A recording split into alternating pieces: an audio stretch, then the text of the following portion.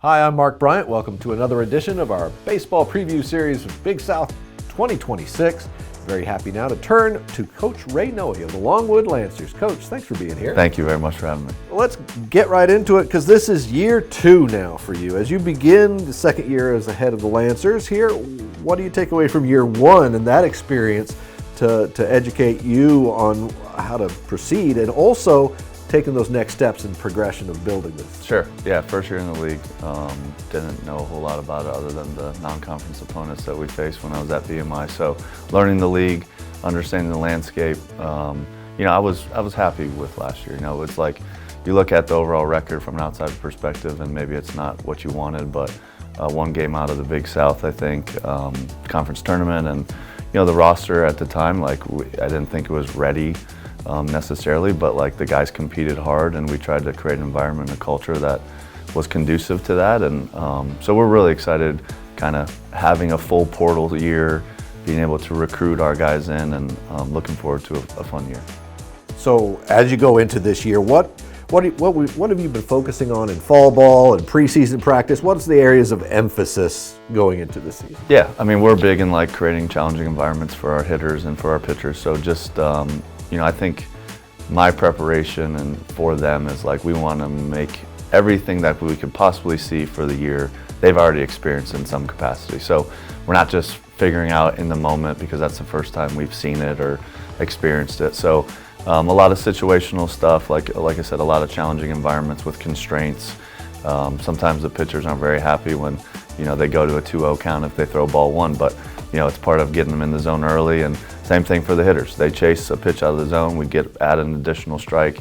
Just some fun little quirks that we kind of do to really get them to value the things that we think are important for our key performance indicators. And it's been fun, but the guys are really taking to it, and I think that's a credit to my coaching staff for communicating effectively and understanding why we're doing something, because I think if you explain it well, then they're willing to do whatever you ask.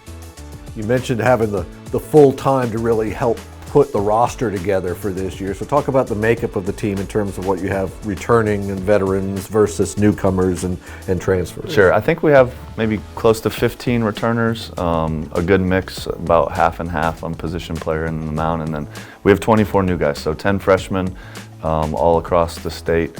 And then we had 14 portal and junior college kids. So, definitely a full revamp of the roster, but we're excited. We think we have some veteran presence that we needed, some guys that have some legit innings, whether it's at the junior college level or at a previous institution that, should be impact guys for us from the jump, and we're just really excited for that.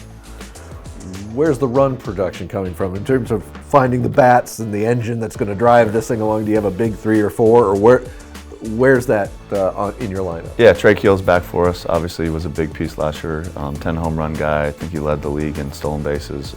So we're going to continue to run that type of chaotic offense. It's what suits our guys, and I think it's kind of been the mantra of the team. But Lucas Johnson is a transfer from Eastern Michigan. We're really excited about. Probably going to catch a little bit, maybe some corner outfield.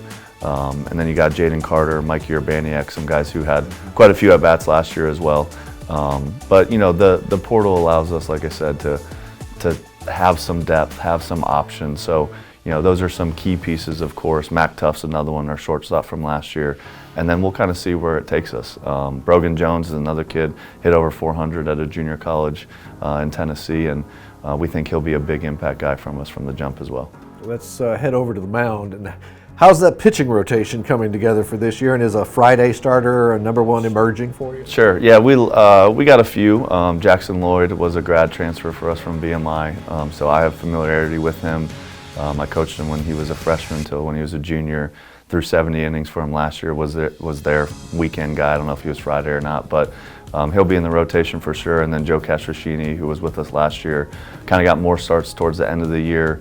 Hopefully be able to fill that Saturday role for us. And then we got a couple guys in the mix on Sunday. We got a freshman, Brady Hoover, who's really talented, from Spotswood over there by Harrisonburg. Jackson Nash is a big right-handed arm for us from a junior college.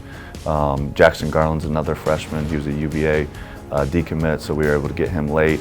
as a freshman. So we have some guys competing for some spots. We'll see how it pans out, but excited about that competition, and we'll kind of see how it goes. We look forward to seeing how it comes together.